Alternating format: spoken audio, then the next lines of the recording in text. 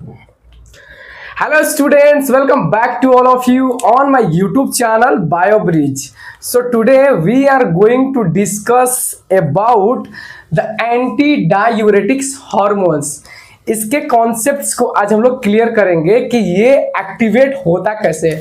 इसमें 3 टॉपिक्स को हम लोग कवर करने वाले हैं। एक तो how the anti diuretics hormone activate होता कैसे, एक्टिवेट जब वो एक्टिवेट हो गया तो उसका मैकेनिज्म्स देखेंगे कि वो एंटी डायूरेटिक हार्मोन्स का सिंथेसिस होता कैसे है, उसका प्रोडक्शंस के बारे में देखने वाले हैं कि वो प्रोड्यूस कैसे होता है। ठीक है, नेक्स्ट वो प्रोडक्शंस हो गया, अब वो एक्शंस कैसे दिखाता है।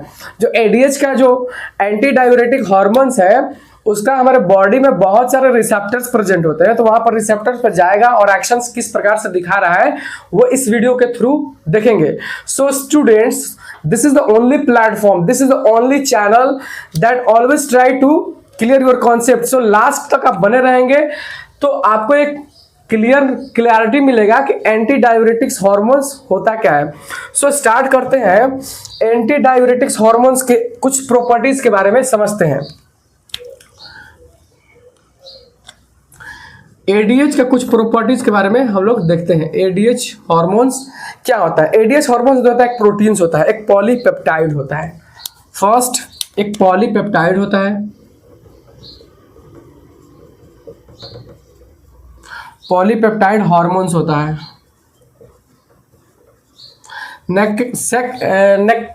नेक्स्ट प्रॉपर्टी क्या है कि ये क्या है, इसका मेन फंक्शंस होता है कि वाटर को कंजर्व करके रखना। सो कंजर्व वाटर। एक और इसका नेक्स्ट फंक्शंस क्या होगा और मेन फंक्शंस क्या होगा कि ये किडनी पर एक्शन दिखाता है, कलेक्टिंग डक्ट पर एक्शन दिखाता है,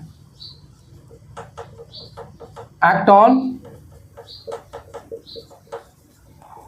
कलेक्टिंग डक्ट। ये 3 मेजर फंक्शंस हो जाएगा, 3 मेजर प्रॉपर्टीज हो जाएगा हमारा एंटी डायूरेटिक्स हार्मोन का। फर्स्ट पॉलीपेप्टाइड हार्मोन्स होता है, ठीक, इसका फंक्शंस क्या होता है कि ये वाटर को कंजर्व करके रखता है, वाटर को कंजर्व करके रखता है। और तीसरा के एक्शंस क्या है कि ये कलेक्टिंग डक्ट पर एक्शन दिखाता है। और एक और फंक्शंस इसका क्या है कि ये ब्लड वेसल्स को कॉन्स्ट्रिक्ट करता है, मतलब वैसो कॉन्स्ट्रिक्टर की तरह काम करता है, वैसो कॉन्स्ट्रिक्टर की तरह काम करता है। तो ये कुछ मेजर प्रॉपर्टीज हो गया हमारा एंटी डायूरेटिक्स हार्मोन्स का। अब बात करते हैं कि suppose this is the hypothalamus and anterior pituitary and posterior pituitary. अब बात करते हैं कि हमारा एडीएच का प्रोडक्शंस होता कहाँ। एडीएच का प्रोडक्शंस तो हाइपोथैलेमस में होता है, लेकिन इसका स्टोर कहाँ पर होता है तो वो हमारा पोस्टीरियर पिट्यूटरी में स्टोर होता है। और पोस्टीरियर पिट्यूटरी को क्या बोलते हैं, न्यूरोहाइपोफाइसी। एंटीरियर पिट्यूटरी को क्या बोलेंगे, एडिनोहाइपोफाइसिस। तो ये 2 अदर नेम्स जो हमारा पोस्टीरियर और एंटीरियर पिट्यूटरी का नाम है उसको याद कर लेंगे। एंटीरियर पिट्यूटरी को बोलते हैं एडिनोहाइपोफाइसिस और जो पोस्टीरियर पिट्यूटरी है उसको बोलते हैं न्यूरोहाइपोफाइसी। सो बात करते हैं कि इसके फर्स्ट वाला मैकेनिज्म्स को हम लोग देखेंगे कि ये एक्टिवेट होता कैसे है। तो सबसे पहले इसमें 3 मेजर कॉज होते हैं। स्टिमुलेट होता है जब एक्टिवेट होने का, हाउ टू एक्टिवेट, ये एक्टिवेट होता कैसे, हाउ टू एक्टिवेट एडीएच। तो इसमें 3 मेन कंपोनेंट्स आएंगे। एक तो हमारा प्लाज्मा का ऑस्मोलारिटी आएगा। फर्स्ट क्या आ जाएगा, ऑस्मोलारिटी आ जाएगा, ये फर्स्ट हमारा कॉजेज हो गया।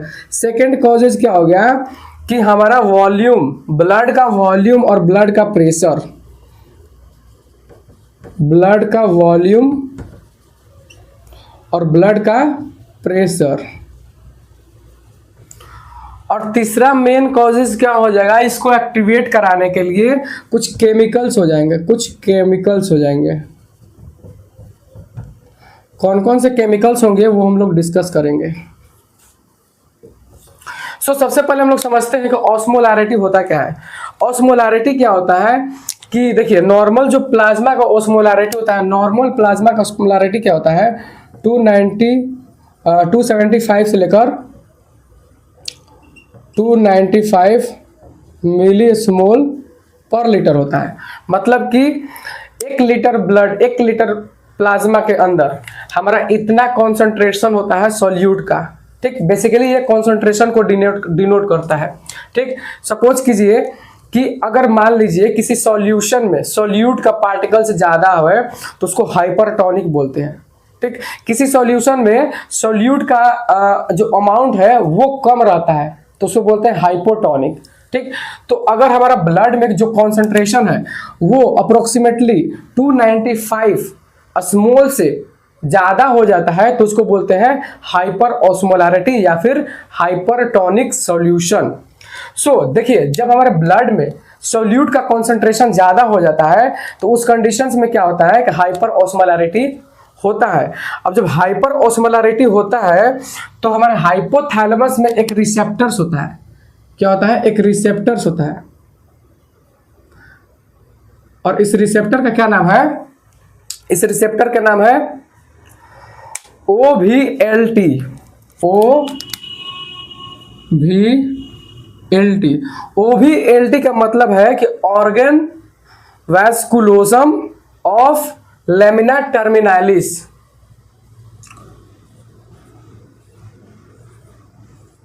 Organ वास्कुलोजम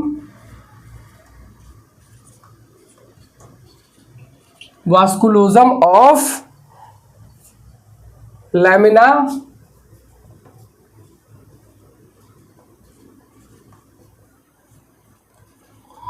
terminalis. ये क्या है कि ये जो हाइपोथैलेमस वाला एरिया है इसमें एक रिसेप्टर होता है और उस रिसेप्टर का क्या नाम है? OVLT। इसका फंक्शंस क्या होता है कि ये ऑस्मो रिसेप्टर की तरफ फंक्शंस करता है। जब हाइपोथैलेमस में जो ब्लड जाता है, सपोज ये ब्लड है और जो यहां पर सपोज कीजिए कि जो ऑस्मोलैरिटी इंक्रीज है, ऑस्मोलैरिटी क्या है? ऑस्मोलैरिटी जब इंक्रीज होता है, जब ब्लड का ऑस्मोलैरिटी इंक्रीज होता है तो वहां पर क्या होता है कि ये यहां से जो ब्लड होता है ये बैरियर को, ये ब्लड ब्रेन बैरियर को यहाँ पर ब्रोकन मतलब तोड़ा हुआ रहता है। ब्लड ब्रेन बैरियर जो होता है वो ब्रोकन होता है, तो यहाँ से ब्लड लीक आउट होता है और इस रिसेप्टर को साथ बाइंड करता है और इस रिसेप्टर क्या होता है? सेंसिटाइज होता है। ये ऑस्मो रिसेप्टर है, ऑस्मोलैरिटी को सेंस करेगा। ठीक, जब ऑस्मोलैरिटी को सेंस करता है तो वो क्या करता है? ये जो ऑस्मो रिसेप्टर है वो एक सिग्नल्स को जनरेट करता है। क्या करता है? एक सिग्नल्स को जनरेट करता है।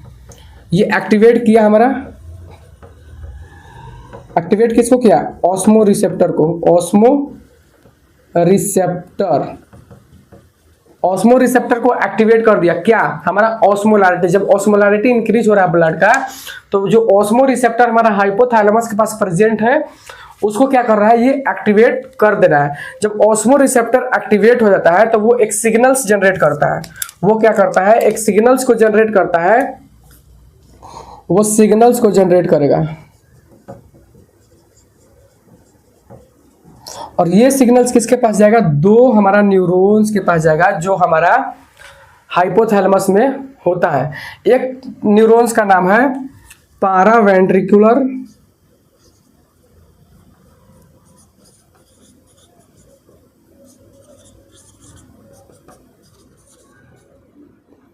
न्यूक्लियाई और दूसरा न्यूरॉन्स का नाम है हमारा सुप्रा ऑप्टिक न्यूक्लियाई।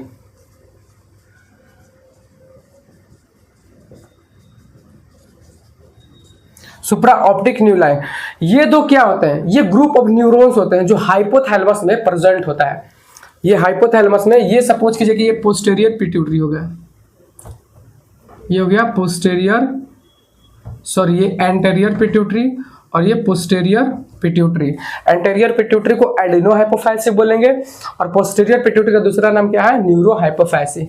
अब देखिए होता क्या है कि यहाँ पर कुछ ग्रुप ऑफ न्यूरॉन्स होते हैं। यहाँ पर क्या होगा? ग्रुप ऑफ न्यूरॉन्स होते हैं और ये न्यूरॉन्स का जो एक्सॉन टर्मिनल्स होता है और एक्सॉन और टर्मिनल्स होता है ये पोस्टेरियर पिट्यूटरी में आकर एग्जिस्ट करता है। ठीक, तो जो भी यहाँ से प्रोडक्शंस होगा वो इस न्यूरॉन्स के थ्रू हमारा पोस्टेरियर पिट्यूटरी में स्टोर होता है। और पहले ही आपको बोल दिए कि जो एडीएच हार्मोन्स होता है वो प्रोडक्शन कहाँ होता है, वो हाइपोथैलेमस में ही प्रोडक्शन होता है, लेकिन वो स्टोर होता है हमारा पोस्टीरियर पिट्यूटरी में। ठीक, तो ये हमारा जो रीजन्स है ये पूरा हमारा जो है ये हाइपोथैलेमस है, हाइपोथैलेमस। ठीक, और ये हमारा पिट्यूटरी है, ये हमारा पिट्यूटरी है। ठीक, तो ये इस तरह का एक प्रोसेस होता है। तो सुप्रावेंट्रिकल न्यूक्लियाई और सुप्राऑप्टिक न्यूक्लियाई और पैरावेंट्रिकल न्यूक्लियाई, ये दोनों न्यूरॉन्स को क्या कर रहा है, सिग्नल्स जनरेट करके इसको प्रोवाइड कर रहा है। ठीक, तो यहाँ से क्या होता है, ये जो न्यूरॉन्स है, ये जो जितने भी न्यूरॉन्स है इसके अंदर न्यूक्लियस भी होगा, तो ये न्यूरॉन्स क्या करता है, हमारा एडीएच का प्रोडक्शन करता है। तो ओवरऑल क्या है कि ऑस्मोलैरिटी के कारण क्या हो रहा है, हमारा एडीएच का प्रोडक्शन तो हो रहा है। तो ये फर्स्ट हमारा स्टिमुलस हो जाएगा, फर्स्ट स्टिमुलस होगा जो एक्टिवेट कर रहा है हमारा एंटी डाययूरेटिक्स हार्मोन्स को। ठीक, नेक्स्ट क्या होता है कि जो हमारा ब्लड वॉल्यूम होता है या फिर ब्लड का प्रेशर जब इंक्रीज होगा या फिर डिक्रीज होगा, तब एक सिग्नल्स जनरेट होता है हाइपोथैलेमस की ओर। समझते हैं, सपोज कीजिए इस केस में एडीएच एक्टिवेट कब होगा, जब ब्लड वॉल्यूम या फिर ब्लड का प्रेशर फॉल डाउन होगा, मतलब जब ब्लड का प्रेशर क्या होगा, कम होगा। देखिए, जब हमारा जो हार्ट होता है, जब ब्लड का प्रेशर कम हो जाएगा, जब ब्लड का वॉल्यूम कम होगा, तो हार्ट कॉन्ट्रैक्ट तो करेगा, लेकिन एक्सेसिव अमाउंट में आयोटा में ब्लड का ट्रांसफर नहीं कर पाता है, इसीलिए वहां पर जो स्ट्रेचबिलिटी होता है वो कम हो जाता है। सपोज कीजिएगा कि ये हमारा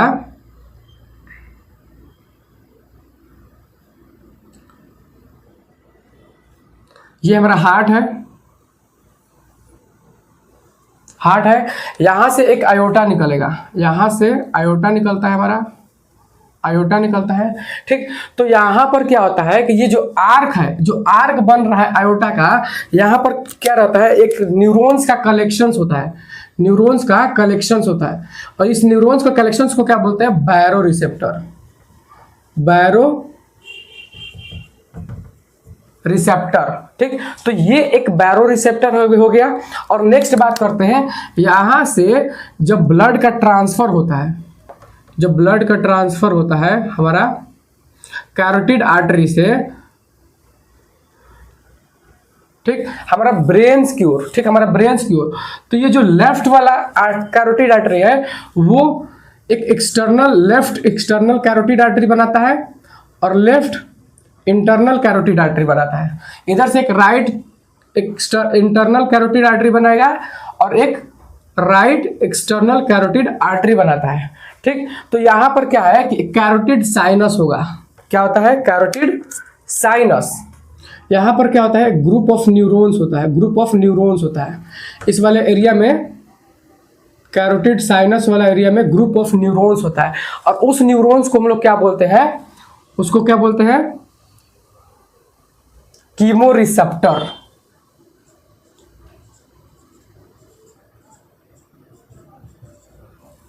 कीमो रिसेप्टर। अब बात करते हैं कि इसका फंक्शंस क्या होता है। ठीक, इसका फंक्शंस, दो रिसेप्टर है यहाँ पर जो हार्ट से, सपोज कीजिए कि ब्लड का वॉल्यूम, प्रेशर कम हो गया है। ठीक, तो प्रेशर कम होने के कारण क्या होगा कि जो हार्ट में जो स्ट्रेचबिलिटी हो रहा था, जब कॉन्ट्रैक्शंस ये करेगा तो उसमें स्ट्रेचबिलिटी कम होगा, क्योंकि ब्लड का वॉल्यूम कम है, ब्लड प्रेशर कम लगा रहा है। तो यहाँ पर जो स्ट्रेचबिलिटी क्या होता है, जब हमारा ब्लड का वॉल्यूम, ध्यान से देखिएगा, जब डिक्रीज होता है वॉल्यूम प्लस प्रेशर दोनों डिक्रीज होगा, तो यहां पर जो स्ट्रेचबिलिटी हो रहा है, ये स्ट्रेचबिलिटी भी कम होगा, स्ट्रेच कम होगा। जब स्ट्रेच कम होता है तो क्या होता है कि जो हमारा बैरो रिसेप्टर है, और बैरो रिसेप्टर के एक और नाम से बोल देंगे हम लोग blood pressure sensing device, blood pressure sensing device. ठीक, तो ये ब्लड प्रेशर को सेंस कर लिया, क्या किया, ब्लड प्रेशर को सेंस किया, क्या सेंस किया कि ब्लड प्रेशर लो है, और यहां से एक सिग्नल जनरेट हुआ, हाइपोथैलेमस के पास एक सिग्नल जनरेट हुआ, और वो सिग्नल जनरेट हुआ तो वो हाइपोथैलेमस से जनरेट हुआ, और वो हाइपोथैलेमस में जो हमारा दो न्यूरॉन्स था जिसका नाम था सुप्रा ऑप्टिक न्यूक्लियाई और पैरा वेंट्रिकुलर न्यूक्लियाई, वहां से क्या किया, वो ट्रिगर किया कि एडीएच का प्रोडक्शन आप कीजिए। और एडीएच का प्रोडक्शन जब होता है तो वो पोस्टीरियर पिट्यूटरी में स्टोर होता है। जब एडीएच का, ये एक मैकेनिज्म हो गया एडीएच के प्रोडक्शंस के लिए। ठीक, तो यहां पर दो मैकेनिज्म स्टार्ट हो रहा है। एक तो जब वॉल्यूम और ब्लड प्रेशर कम हुआ तो एक बैरो रिसेप्टर एक्टिवेट हुआ और एक कीमो रिसेप्टर एक्टिवेट हुआ। कीमो रिसेप्टर क्या करता है, केमिकल सेंसिंग डिवाइस है। क्या है इसका नाम, chemical sensing device. Chemical sensing device. Suppose कीजिए हमारा क्या होता है कि सोडियम, जो सोडियम का जो क्वांटिटी होता है हमारे ब्लड में कितना होता है, सोडियम हमारे बॉडी में कितना होता है, तो सोडियम का क्वांटिटी होता है 135 से लेकर 145 मिलीस्मोल पर लीटर। ठीक, जब सोडियम का लेवल कम जाएगा तो ये कीमो रिसेप्टर क्या करता है, ये कीमो रिसेप्टर उस केमिकल्स को, उस सोडियम के कॉन्सेंट्रेशन को क्या करता है, सेंस करता है। और जब सोडियम का कॉन्सेंट्रेशन कम होगा तो वो क्या करता है, एक सिग्नल्स जनरेट करता है और हाइपोथैलेमस को देता है। और हाइपोथैलेमस क्या करेगा, हमारा एडीएच का प्रोडक्शन कम करेगा। एक तो दो मैकेनिज्म, एक स्ट्रेचेबिलिटी कम हो रहा है तो ये बैरो रिसेप्टर एक्टिवेट हो रहा है, और दूसरा मैकेनिज्म क्या है कि जब सेंस करता है हमारा केमिकल को, sense chemo receptor, chemo receptor. जब कीमो रिसेप्टर भी सेंस किया, कीमो रिसेप्टर भी सेंस किया तो यहां से क्या करता है, एक दोनों रिसेप्टर क्या करता है, एक सिग्नल जनरेट करता है, सिग्नल जनरेट करेगा। अब बात करते हैं कि सिग्नल जनरेट किया तो कौन से नर्व से किया। यहां पर दो क्रेनियल नर्व होते हैं। ठीक, दो क्रेनियल नर्व होता है। फर्स्ट क्रेनियल नर्व का क्या नाम है, फर्स्ट क्रेनियल नर्व का क्या नाम है, वो 9th क्रेनियल नर्व होता है, जिसको बोलते हैं हम लोग ग्लोसोफेरेंजियल नर्व। क्या बोलते हैं, ग्लोसोफेरेंजियल नर्व। और एक दूसरा नर्व होता है, क्या होता है उसका नाम, 10th क्रेनियल नर्व। आपको तो पता होगा 10th क्रेनियल नर्व के बारे में, जिसको हम लोग बोलते हैं वैगस नर्व।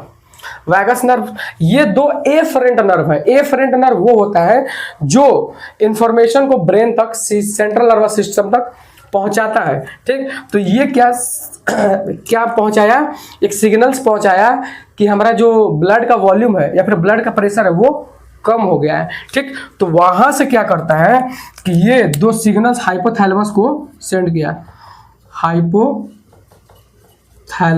को सेंड किया। और हाइपोथैलेमस में क्या था, हमारा दो न्यूरॉन्स था, दो न्यूरॉन्स को एक्टिवेट किया और फिर से हमारा क्या किया, एडीएच का प्रोडक्शंस कर दिया।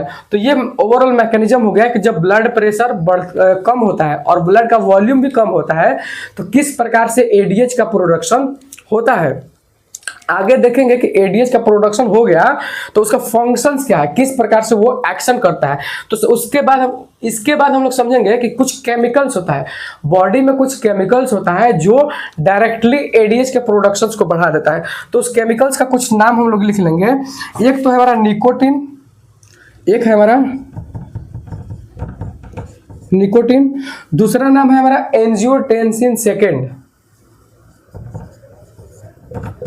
एंजियोटेंसिन सेकेंड, और तीसरा हमारा एक और केमिकल्स आता है जिसको बोलते हैं मॉर्फिन। मॉर्फिन, तो ये 3 केमिकल्स होते हैं जो हमारा एडीएच के प्रोडक्शंस को बढ़ा देता है। तो आपको तो पता होगा एंजियोटेंसिन 2 नाम से आपको कुछ आइडिया आ रहा होगा कि हम लोग इसको कंप्लीट किए थे रेनिन एंजियोटेंसिन एल्डोस्टेरोन सिस्टम में।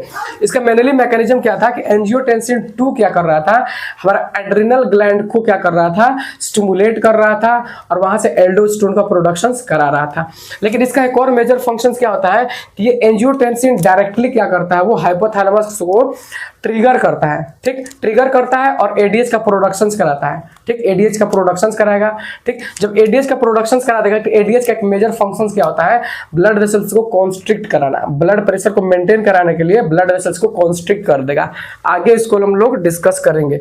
तो ये ओवरऑल मैकेनिज्म था कि हमारा एडीएच का स्टिमुलेट कैसे हो रहा है। एडीएच का प्रोडक्शन होने के लिए पहले एडीएच के जो न्यूरॉन्स है जो ऐसा न्यूरॉन्स जो एडीएच का प्रोडक्शन करा रहा है उसको स्टिमुलेट कैसे करेंगे। तो कुछ मैकेनिज्म्स हम लोग पढ़े हैं। ऑस्मोलैरिटी के कारण होता है, जब ऑस्मोलैरिटी हमारे बॉडी में ऑस्मोलैरिटी बढ़ जाता है, जब इंक्रीज हो जाएगा ऑस्मोलैरिटी, जब ब्लड का ऑस्मोलैरिटी, ब्लड प्लाज्मा का ऑस्मोलैरिटी इंक्रीज होगा तो वो ऑस्मो रिसेप्टर को एक्टिवेट करता है। This is the mechanism. Osmo receptor को एक्टिवेट करने के बाद ये ऑस्मो रिसेप्टर एक सिग्नल जनरेट करता है हमारा पैरा वेंट्रिकल न्यूक्लियाई और सुप्रा ऑप्टिक न्यूक्लियाई के पास। तो ये दो मेजर हमारा न्यूरॉन्स होते हैं जो हमारा हाइपोथैलेमस में प्रेजेंट होता है, और यहीं से क्या प्रोडक्शन होता है हमारा एडीएच। और एडीएच जब प्रोडक्शन हो गया तो वो यहाँ पर लाकर जो इसका एक्सोन टर्मिनल्स है इसको यहाँ पर लाकर रख देता है हमारा, किसको, एडीएच को। तो ये ओवरऑल हमारा ऑस्मोलैरिटी का होगा। अब ब्लड वॉल्यूम आप समझ गए होंगे और केमिकल्स आप लोग समझ गए होंगे। सो अगर ये प्रॉब्लम्स, इस मैकेनिज्म्स में कुछ प्रॉब्लम्स होगा तो आप कमेंट सेक्शन में जरूर लिखेंगे, आपको इसका नोट्स प्रोवाइड कर दिया जाएगा। ठीक, अब बात करते हैं फर्स्ट एक टॉपिक खत्म हुआ जिसमें हम लोग पढ़े एक्टिवेट कैसे हो रहा है हमारा एडीएच हार्मोन्स। ठीक, नेक्स्ट हम लोग क्या देखेंगे कि जो मैकेनिज्म्स हो रहा है प्रोडक्शंस का, वो प्रोडक्शंस हो रहा है कैसे, एडीएच का प्रोडक्शंस कैसे हो रहा है उसको देखेंगे। तो आपको पता होगा कि जो हमारा, सपोज कीजिए कि ये न्यूरॉन्स है, न्यूरॉन्स के अंदर क्या है कि सेल बॉडी होता है, सेल बॉडी के अंदर क्या होता है हमारा न्यूक्लियस होता है, न्यूक्लियस के अंदर क्या होता है क्रोमोसोम्स होता है, क्रोमोसोम्स में क्या होता है डीएनए होता है, डीएनए होता है, जीन्स होता है। तो जीन्स का क्या फंक्शंस होता है कि वो एक स्पेसिफिक कोड को कोड करे, एक ऐसा केमिकल्स जनरेट करे, कोड करे कि क्या करे, वो एडीएच का प्रोडक्शन करेगा। उसी का पाथवे को हम लोग देखने वाले हैं।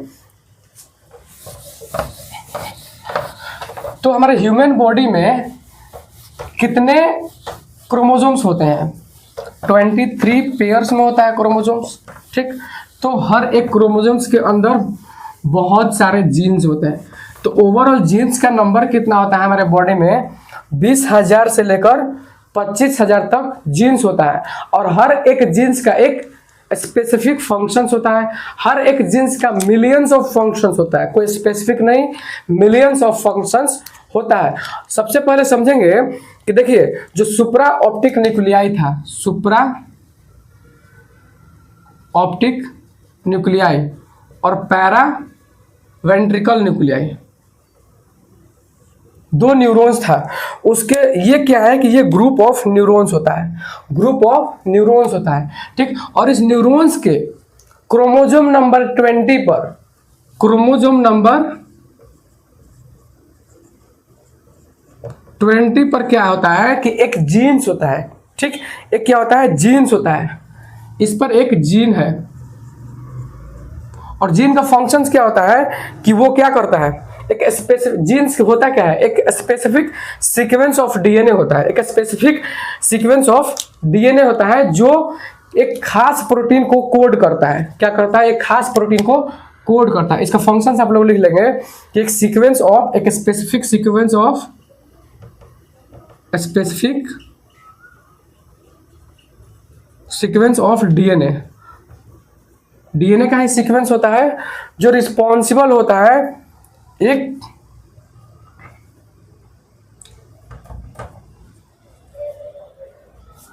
दैट कोड,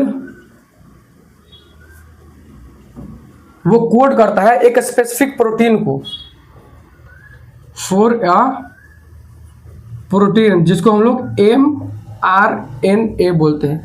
और ये mRNA क्या होता है, ये mRNA होता क्या है, जब डीएनए से mRNA बनता है तो वो mRNA नॉर्मल एक प्रोटीन नहीं होता है, उसी के अंदर इंफॉर्मेशन होता है कि वो कौन से चीज को बनाने वाला है।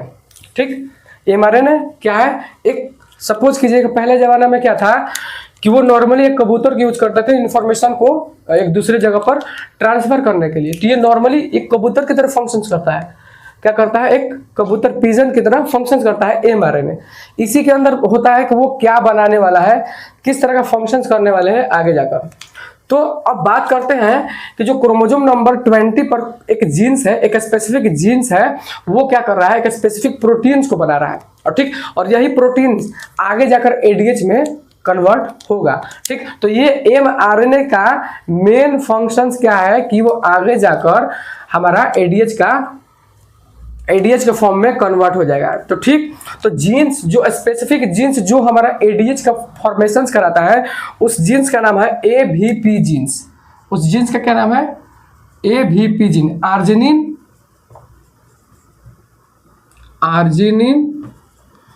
वैसोप्रेसिन। ठीक, तो ये इस जीन्स का नाम है, आर्जिनिन वैसोप्रेसिन इस जीन का नाम है जो हमारा एडीएच का प्रोडक्शन कर रहा है। अब बात करेंगे जीन क्या कर रहा है। जीन एक कोड कर रहा है, मतलब एक हमारा एडीएच का प्रोडक्शंस बना रहा है, प्रोडक्शंस कर रहा है। ठीक, तो इसी के ओवरऑल मैकेनिज्म के बारे में समझने वाला है। इसी के ओवरऑल मैकेनिज्म के बारे में समझने वाले हैं कि एक जीन्स एडीएच का प्रोडक्शन कैसे कर रहा है। तो आप लोग ध्यान से सुनिएगा और देखिएगा किस प्रकार से वो कन्वर्ट कर रहा है। तो सबसे पहले होता क्या है, जीन्स का हमारे बॉडी में कितना होता है? जीन्स 20,000 to 25,000 होता है हमारे बॉडी में जीन्स। ठीक, और वो जीन्स का फंक्शन क्या होता है कि एक स्पेसिफिक एक सिंगल जीन्स रिस्पॉन्सिबल होता है बहुत सारे फंक्शंस के लिए। ठीक, अब बात करते हैं कि हमारे न्यूक्लियस के अंदर हमारा जो जीन था उसमें सबसे पहले क्या होता है? ट्रांसक्रिप्शन प्रोसेस होता है। फर्स्ट स्टेप क्या होता है? ट्रांसक्रिप्शन। अब समझेंगे ट्रांसक्रिप्शन क्या होता है। ट्रांसक्रिप्शन क्या होता है कि ये एक प्रोसेस होता है जो जेनेटिक इंफॉर्मेशन को कोड करता है। ये एक प्रोसेस होता है जो जेनेटिक इंफॉर्मेशन को कोड करके देता है। ठीक, तो सबसे पहले जो जीन था जिसका नाम था एवीपी आर्जिनिन वैसोप्रेसिन, उस जीन को जब क्या करता है? कोड करता है उस जीन को। उस जीन में जब ट्रांसक्रिप्शन प्रोसेस चलता है तो वो क्या करता है? एक एमआरएनए का फॉर्मेशन करता है। एमआरएनए का फॉर्मेशन करता है। एमआरएनए का फॉर्मेशन करता है। और ये क्या है? ये एक फर्स्ट प्रोसेस है, फर्स्ट स्टेप होता है हमारा इस पाथवे का। सेकेंड स्टेप में क्या होता है? ट्रांसलेशन प्रोसेस होता है। सेकेंड स्टेप में क्या होता है? ट्रांसलेशन कहने का मतलब होता है कि जो ये एमआरएनए है वो एक स्पेसिफिक प्रोटीन में कन्वर्ट होता है। एमआरएनए क्या होता है? स्पेसिफिक प्रोटीन में कन्वर्ट होता है।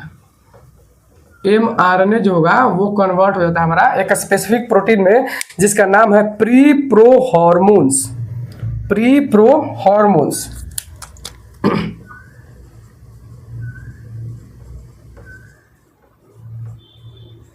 और प्रीप्रोहॉर्मोन्स को हम लोग एक और दूसरा नाम से बोल सकते हैं, प्रेसोफाइसिन। प्रेसोफाइसिन। ठीक, प्रेसोफाइसिन। और ये प्रेसोफाइसिन के अंदर 3 कंपोनेंट्स होते हैं। 3 कंपोनेंट से मिलकर ये बना हुआ है। फर्स्ट हमारा ये एक सिंगल पेप्टाइड चेन होता है, इसमें सिंगल पेप्टाइड चेन होगा। दूसरा हमारा होता है इसमें एडीएच, एंटी डायूरेटिक हार्मोन। ठीक, और तीसरा होता है इसमें न्यूरोफाइसिन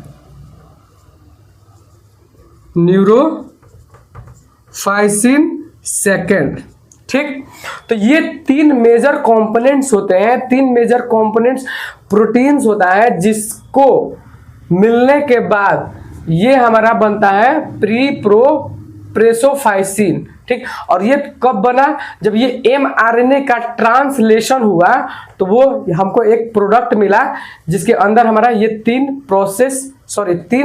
हमारा प्रोटीन पाया जाता है। अब बात करते हैं कि जब इसका पोस्ट ट्रांसलेशनल प्रोसेस होता है, थर्ड स्टेप क्या होगा? पोस्ट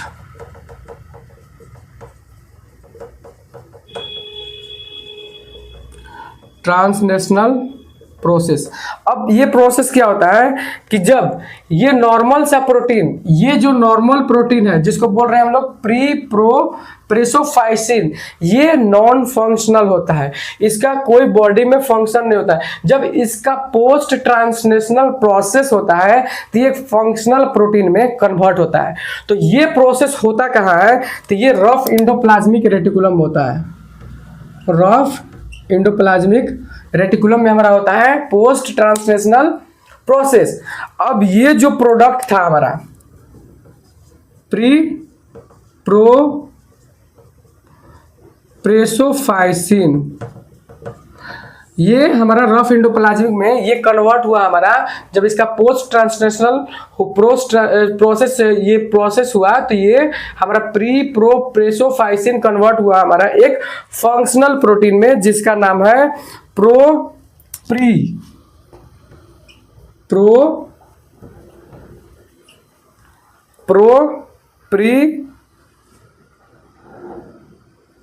प्रोप्रेसो, सॉरी ध्यान दीजिएगा, ये प्री यहां से गायब हो जाएगा तो ये प्रोप्रेसोफाइसिन हो जाएगा, प्रोप्रेसोफाइसिन कन्वर्ट हो जाएगा। ठीक, और ये क्या है, एक फंक्शनल प्रोटीन है। इसी का फंक्शनल प्रोटीन यही आगे जाकर हमको एक एडीएच, हमको एक एंटी डायरेटिक हार्मोन्स प्रोवाइड करता है। तो अब देखिए होता क्या है कि जब हमारा ये सपोज कीजिए कि हमारा हाइपोथैलेमस, ये तो हमारा हाइपोथैलेमस है ही,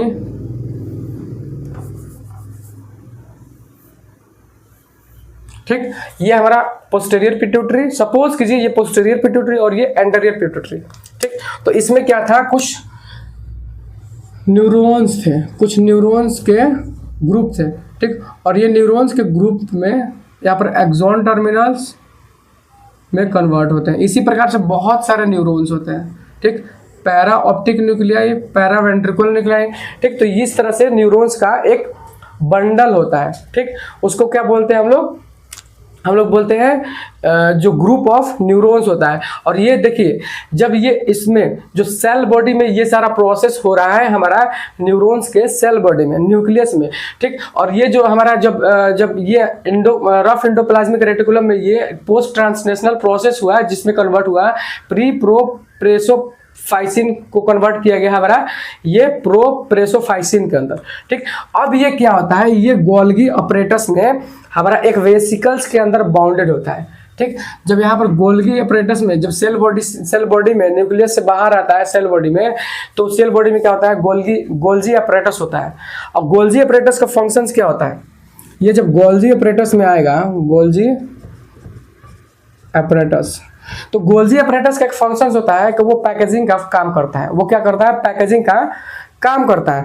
तो जितने भी देखिए ये जो हमारा केमिकल्स है, इस केमिकल्स को क्या करता है, एक वेसिकल्स में बाउंड करके रखता है। सपोज एक अंगूर का दाना है, उस अंगूर के दाना में ये वाला कंपाउंड है, तो उसी प्रकार से ये गोल्जी अपरेटस पैकेजिंग का काम करता है। वो क्या करता है, पैकेज करता है, ये पैकेट बना देता है, पैक कर देता है, packed into neurosecretory vesicles, neurosecretory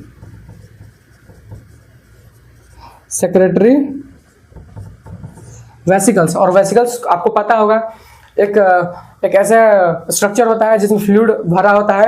ठीक, फ्लूइड तो भरा रहता है, उसके साथ साथ ये केमिकल्स भी भरा रहता है। क्या नाम है इसका, प्रोप्रेसोफाइसिन। ठीक, अब बात करते हैं कि इसके आगे क्या होता है कि जब ये पैकेट तो बना दिया, ये पैक कर दिया है, पैक कर दिया किसको, इस केमिकल्स को पैक कर दिया। तो जब ये न्यूरॉन्स के थ्रू, एक्सॉन्स के थ्रू, ये एक्सॉन्स के थ्रू एक्सॉन टर्मिनल्स में पहुंचता है, एक्सॉन टर्मिनल्स में पहुंचता है। आपको न्यूरॉन्स का स्ट्रक्चर तो पता ही होगा। ठीक, ये था हमारा सेल बॉडी, ये एक्सॉन और ये है एक्सॉन टर्मिनल्स। ठीक, एक्सॉन का टर्मिनल्स। ठीक, यहीं से क्या होता है कि जो हमारा जो वेसिकल्स होता है, जो वेसिकल्स यहाँ पर प्रिपेयर रहता है, वो हमारा ब्लड में या फिर नेक्स्ट न्यूरॉन्स में ट्रांसफर होता है। ठीक, और ये वेसिकल्स फ्यूज होता है। ये जो वेसिकल्स तैयार किया था वो सेल में आकर फ्यूज होता है, और इसके अंदर के जो केमिकल्स होता है, इसके अंदर के जो केमिकल्स, सपोज कीजिए वेसिकल्स है तो इसके अंदर केमिकल्स होगा। कौन सा केमिकल्स है, तो ये हमारा प्रेसोफाइसिन।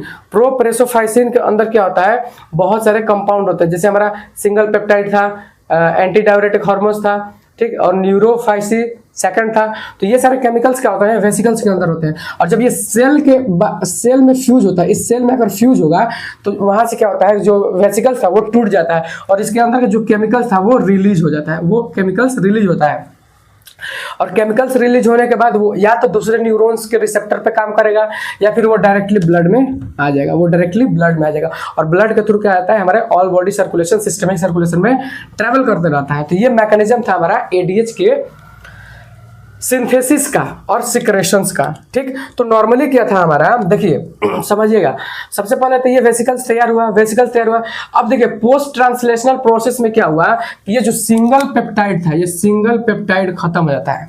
क्या होता है, जो सिंगल पेप्टाइड था वो रिमूव हो जाता है, सिंगल पेप्टाइड जो चेन था वो रिमूव हो जाता है।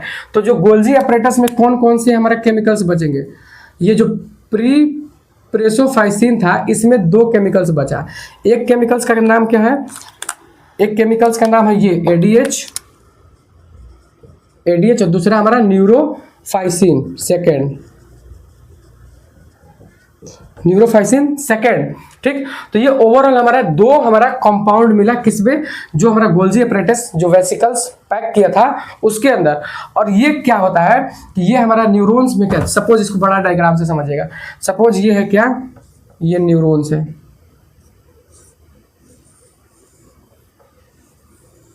ठीक। और यहां पर हो सकता है कि सेकंड न्यूरॉन्स हो सकता है कि सेकंड न्यूरॉन्स हो, ठीक, हो सकता है कि ये सेकंड न्यूरॉन्स हो।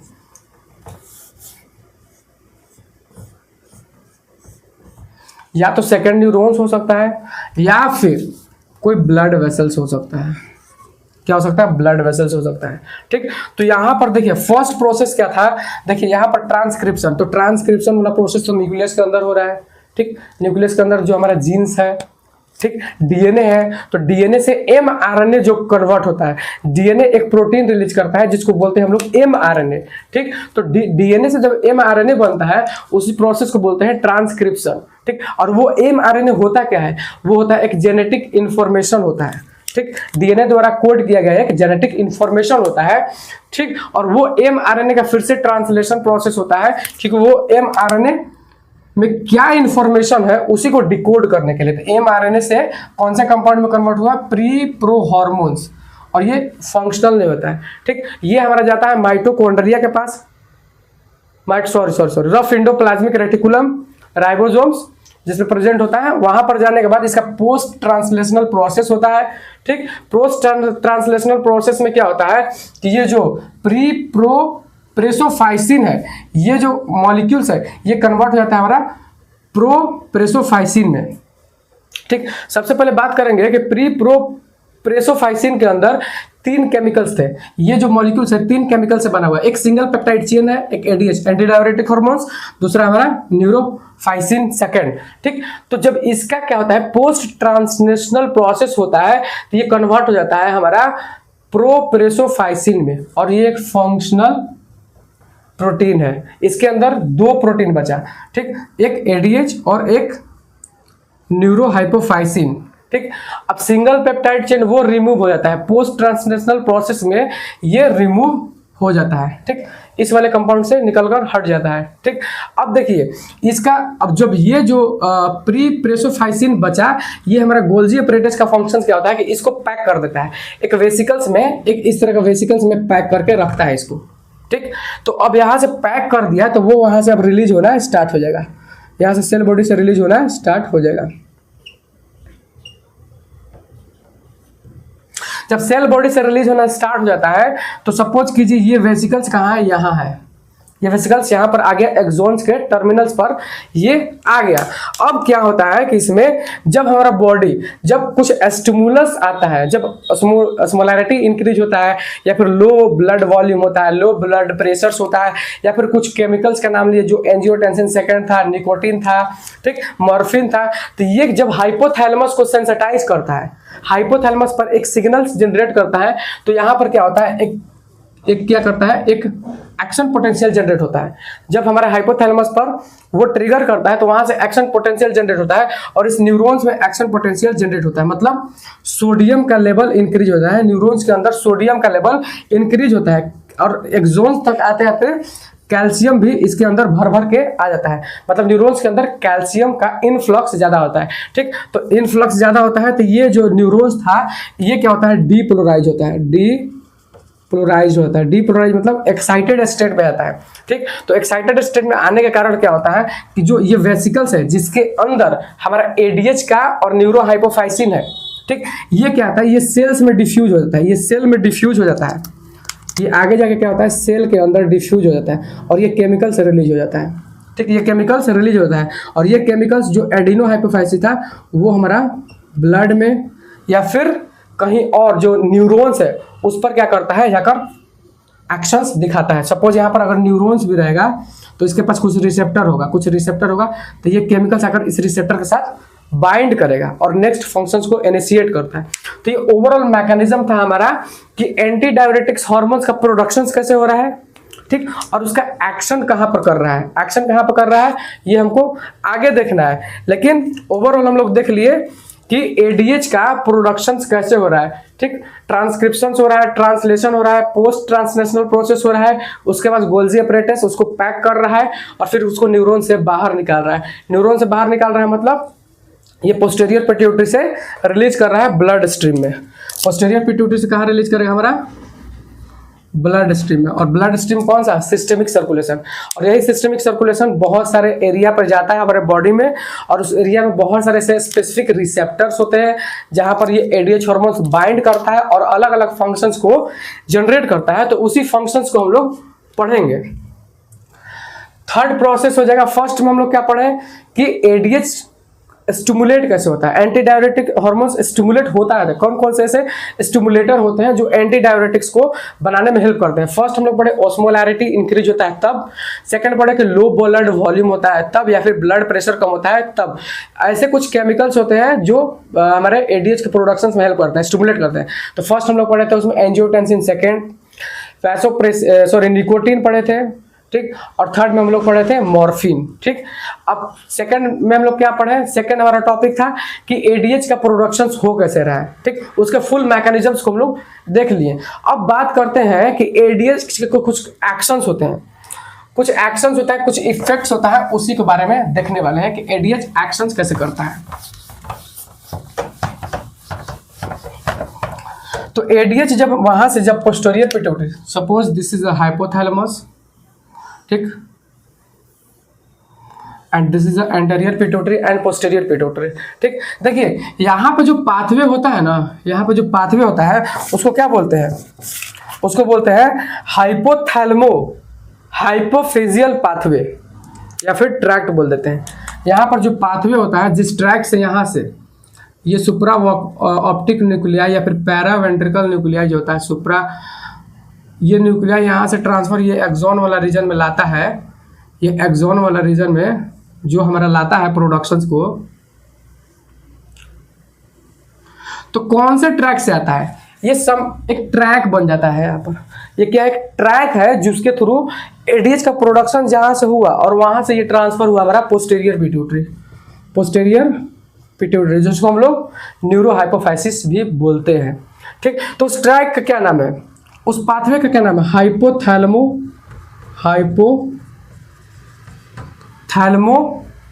और हाइपोफिजियल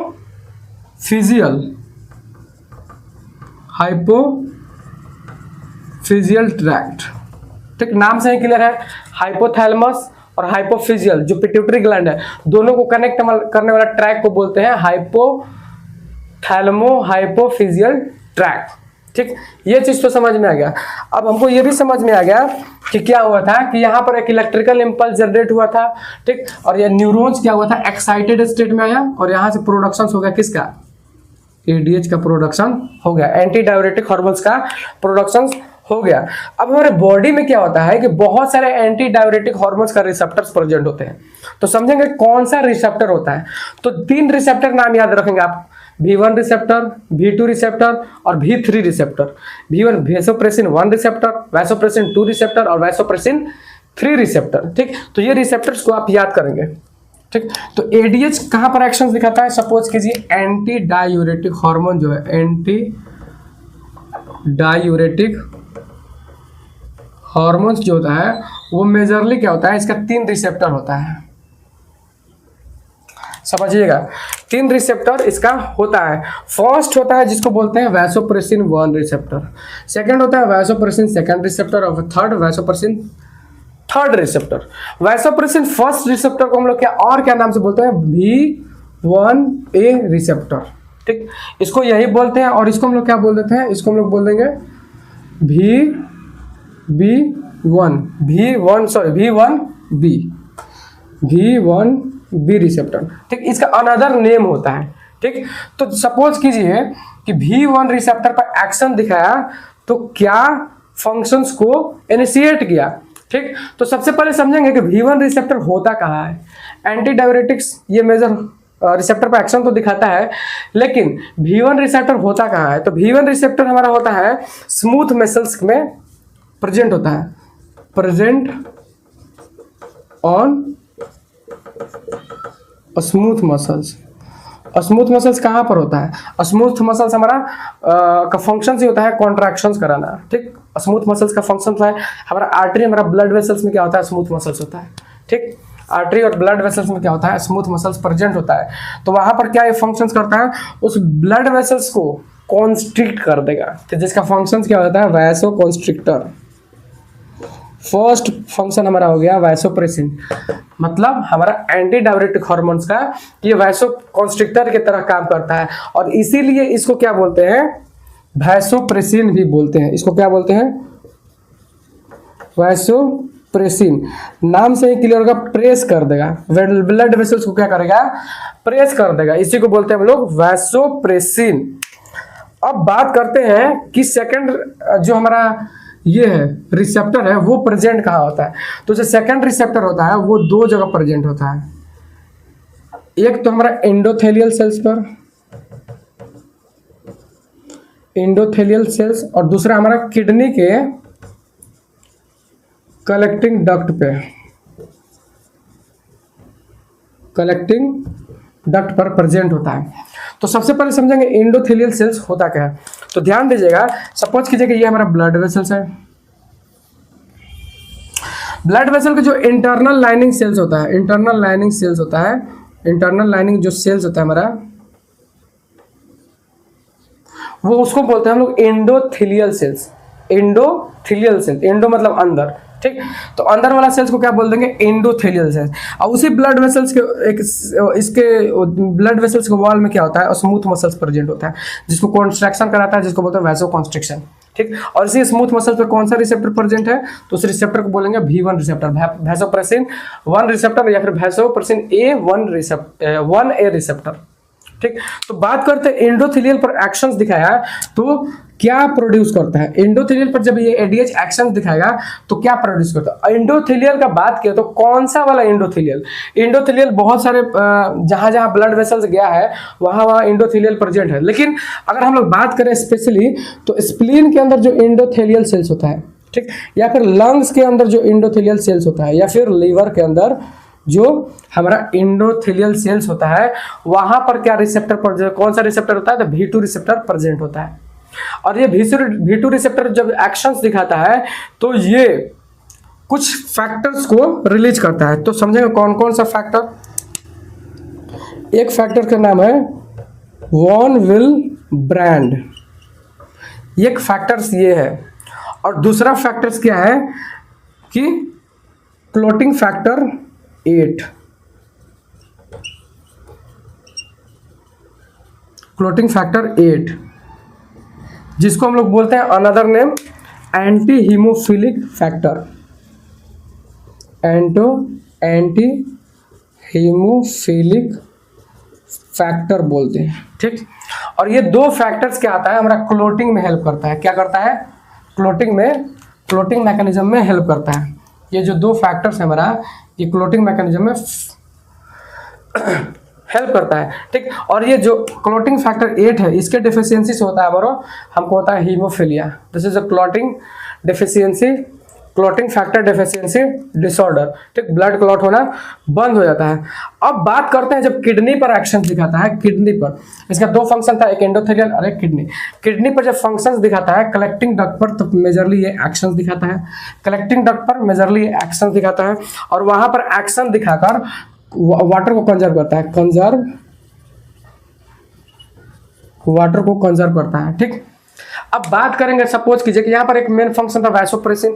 जब ब्लड वेसल्स को प्रेस किया तो हमारा अप्रूपी क्या हुआ, ब्लड प्रेशर बढ़ गया, ब्लड वॉल्यूम बढ़ गया, ठीक। ब्लड प्रेशर बढ़ गया, ठीक। तो मेनली क्या होता है, एडीएच का फंक्शन जो होता है कि ब्लड प्रेशर को बढ़ाना, वाटर को कंजर्व करना। जब वाटर को कंजर्व कर लेगा तो हमारे बॉडी में ब्लड वॉल्यूम बढ़ जाता है, ठीक। तो जब आपको पता होगा ट्रिगर कब हुआ था, ट्रिगर जब ब्लड प्रेशर लो था, ट्रिगर हुआ, ब्लड प्रेशर बढ़ा दिया, ब्लड प्रेशर वैसोकंस्ट्रिक्शन हुआ, बढ़ा दिया।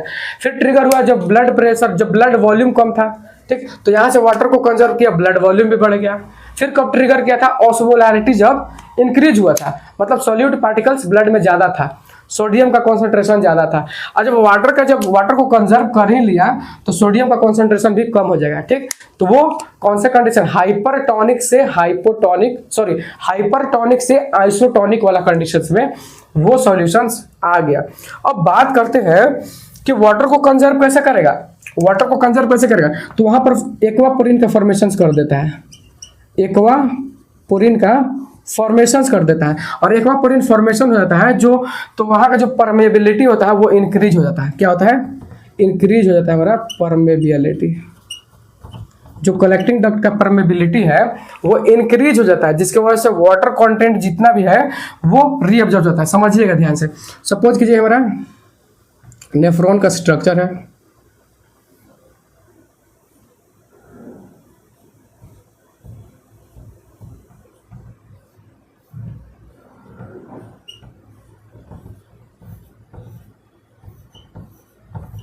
ठीक। तो जितने भी यहाँ से हमारा ब्लड ट्रांसफर होगा, ब्लड का फिल्ट्रेशन होगा, तो वो यहाँ पर आएगा और इस कलेक्टिंग डक्ट में क्या होता है, एक्वापोरिन का फॉर्मेशन कर देता है। सपोज एक्वापोरिन इस तरह का ट्रांसपोर्टर्स बना देगा, ठीक। और इसी ट्रांसपोर्टर से क्या होता है, ब्लड का जो वाटर यहाँ पर आ रहा था उसको कंजर्व कर देता है, वापस से हमको ब्लड में ले आता है। यहाँ से पूरा ट्रांसफर करते जाएगा एक्वापोरिन के थ्रू। परमेबिलिटी जो हमारा एक मैकेनिज्म था सेल मेम्ब्रेन को पास करने का, उसको क्या कर रहा है, वाटर पार कर दे रहा है, क्योंकि यहाँ पर एक्वापोरिन का फॉर्मेशन हो गया है। और एक्वापोरिन का फंक्शन से होता है जितने भी वाटर मॉलिक्यूल्स है उसको सेल्स के अंदर लेना है, ठीक। सेल्स के अंदर लेगा और ब्लड में ट्रांसफर कर देगा, इस वजह से ब्लड वॉल्यूम भी बढ़ जा रहा है, ऑस्मोलैरिटी भी मेंटेन हो गया, ठीक। ठीक। यही था हमारा एडीएच का फंक्शंस। अब बात करते हैं कि जो V3 और V1B वाला रिसेप्टर पर एक्शंस दिखा रहा है तो इसका क्या फंक्शंस क्रिएट कर रहा है। तो नॉर्मली क्या होता है, जो V3 होता है ये हमारा एंटेरियर पिट्यूटरी पर प्रेजेंट होता है, ठीक। और इसका कोई उतना खास मैकेनिज्म है नहीं, ठीक। तो इसलिए क्या होता है कि जो एंटी डायूरेटिक हार्मोन्स यहाँ पर V3 रिसेप्टर कहाँ होता है हमारा, ये होता है एंटेरियर पिट्यूटरी पर। और एंटेरियर पिट्यूटरी पर जब ये एडीएच बाइंड करता है इस रिसेप्टर के थ्रू, तो वहां से बहुत सारे फंक्शंस इनिशिएट होते हैं। एक तो कॉर्टिसोल्स का लेवल इंक्रीज कर देता है, कॉर्टिसोल्स का प्रोडक्शन इंक्रीज कर देता है। क्यों, क्योंकि एडीएच हार्मोन्स, ये एडीएच जब इस पे बाइंड करता है और एंटेरियर पिट्यूटरी क्या रिलीज करना स्टार्ट कर देता है, ACTH, एडिनोकॉर्टिकोट्रोफिन हार्मोन्स। और ये एडिनोकॉर्टिकोट्रोफिन हार्मोन्स एक्शन दिखाता है एड्रिनल ग्लैंड पर एक्शन दिखाएगा तो वहां से कॉर्टिसोल का प्रोडक्शन इंक्रीज कर देगा, ब्लड ग्लूकोज लेवल बढ़ा देता है, ठीक। कुछ एंड्रोजन का भी प्रोडक्शंस को बढ़ा देता है, जो मेल सेक्स हार्मोन होता है एंड्रोजन, उसका भी प्रोडक्शंस बढ़ा देता है, जिसमें पर्सन्स के अंदर सेकेंडरी सेक्सुअल कैरेक्टरिस्टिक का डेवलपमेंट होता है। तो ये था ओवरऑल हार्मोन और ओवरऑल हमारा एंटी डायूरेटिक्स के बारे में कि एंटी डायूरेटिक्स किस प्रकार से स्टिमुलेट होता है, इसका क्या पाथवे था बनने का, ठीक, इसका सिंथेसिस कैसे हो रहा है और इसका एक्शंस कैसे दिखा रहा है। एडीएच एक्शंस दिखा रहा है कौन कौन से रिसेप्टर पे और क्या क्या एक्शंस को प्रोड्यूस कर रहा है। ठीक, नॉर्मल ओवरऑल खत्म हो गया ये हमारा। ये पढ़ने का मैकेनिज्म, ये पढ़ने का हम एक मेन पर्पस क्या है कि हम लोग स्टार्ट करेंगे anti diuretic hormones, sorry anti diuretics drugs. कौन कौन से ऐसे ड्रग्स आ जाएंगे जो एंटी डायूरेटिक्स की तरह फंक्शंस करेंगे। इसके अंदर बहुत सारे ड्रग्स आएंगे और सबका मैकेनिज्म यही होगा, एंटी डायूरेटिक्स की तरह फंक्शंस कराना। ड्रग्स है तो उसी की तरह फंक्शंस करेगा।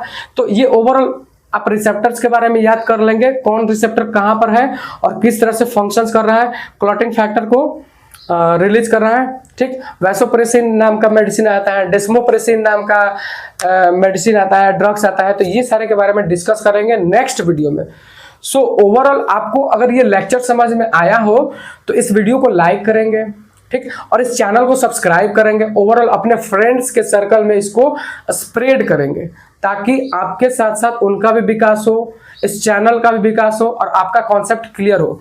सो this is all about the anti diuretic hormones. So thank you, all the best to all of you.